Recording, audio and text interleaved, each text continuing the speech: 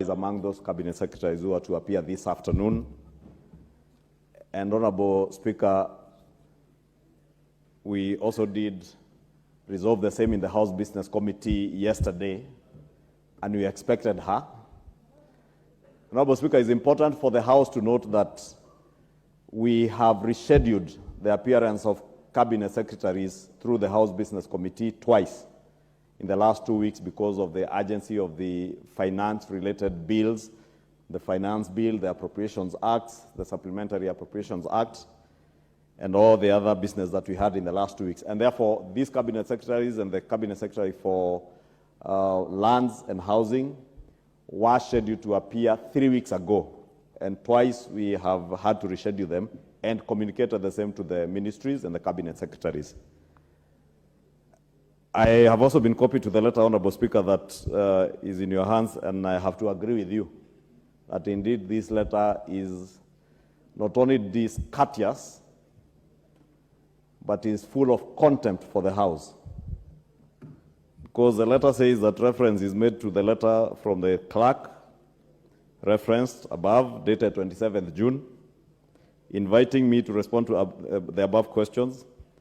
I wish to notify that I will not be able to appear for the plenary session as scheduled because of an official engagement outside the Nairobi County.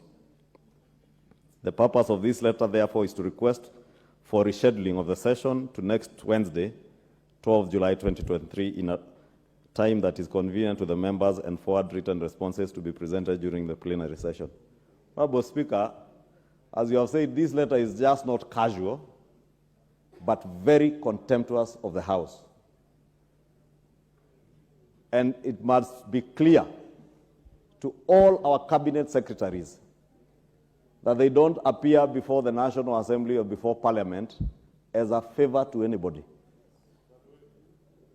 They appear before these elected representatives of the people to be accountable to the people of Kenya. And allow me, Honorable Speaker, to begin first by apologizing to the members. The member for Konoin, the Honorable Brighton Yegon, the Honorable Member for Yata, Honorable Basil, and the Honorable Member for Kiambu, Mashua Waithaka, the Honorable Member for Kirinyaga, who came very early, seated behind me, Honorable Jane Maina, and the Honorable Joyce Kamene, the member for Machakos County, who had questions lined up for this cabinet secretary for labor, the Honorable Florence Bore. Honorable Speaker, I was saying it is not just discourteous of a cabinet secretary to write such a casual letter, and not on Friday, and I'm sure she must be following, being a former member of this House, she must know that on Thursdays there is a statement from the House Business Committee that schedules business for the following week. She didn't write this letter on Friday. She has written this letter today. And that is why I say it's not just discourteous, it is contempt for the House. And we must make it clear as a House that we shall not allow any cabinet secretary, however powerful you think you are, however mighty you may perceive yourself, to hold the people's representatives with contempt and the institution of Parliament. We will do whatever it takes, Honorable Speaker, and all members of the cabinet know what it can take to protect the constitutional mandate of this House and of Parliament. When I look at the questions that these members are asking, these are issues of grave concern to the people. And for a cabinet secretary to write a letter to say she's engaged in official business which you don't even define, Honorable Speaker, let me disclose, I've just spoken to her on phone, and she's telling me she was going to inaugurate a board of NITA, National Industrial Training, something that she can reschedule within her own ministry.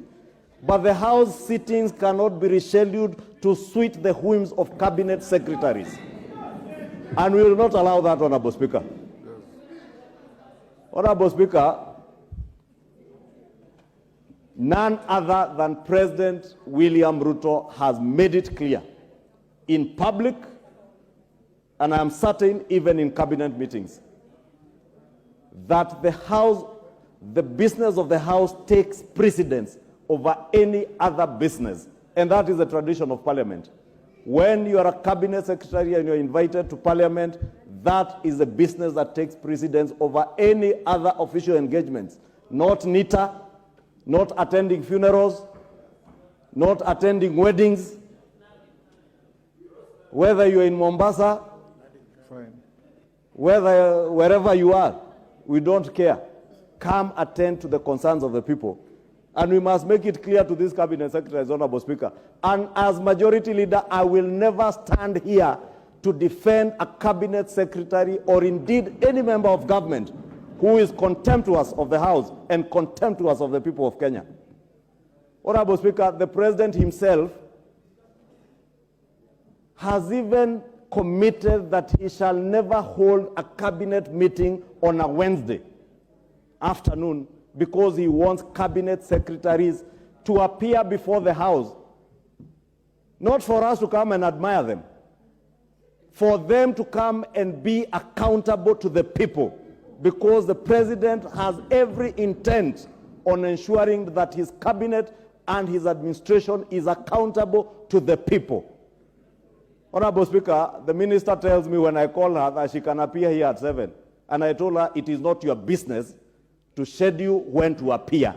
It is the business of the House to summon you when the people want to summon you. Honorable Speaker, I said I must say this because the Honorable Florence Bore goes to the record of this House as the first cabinet secretary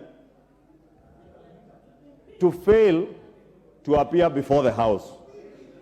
It is not a good record, but it must go on record. She is the first cabinet secretary in the history of the 13th Parliament to contemptuously fail to appear before the House. And this is behavior that we must not tolerate, so that it serves as a warning shot to others, as they used to say in vioja mahakamani, kwa wengine walio na nia kama yake. So, for the others who may have such intents, notice is served. And I say notice is served from none other than the majority leader who has that responsibility to ensure that we schedule them and they appear. And they must appear, Honorable Speaker. Therefore, Honorable Speaker, allow me just to note that she had requested that if the House will still be sitting, and I told her that is not for me to decide. It is for the House to decide whether by 7 p.m. we can wait for her to catch her flight from Mombasa, from the NITA meeting. And I will leave that to the House, Honorable Speaker. Thank you. Thank you, Majority Leader. You know, questions are limited to the first 3 hours of our sitting, from 3 to maximum 6. Secondly, you are right. In her letter, she says she wants to appear on Wednesday, 12th July. No minister appears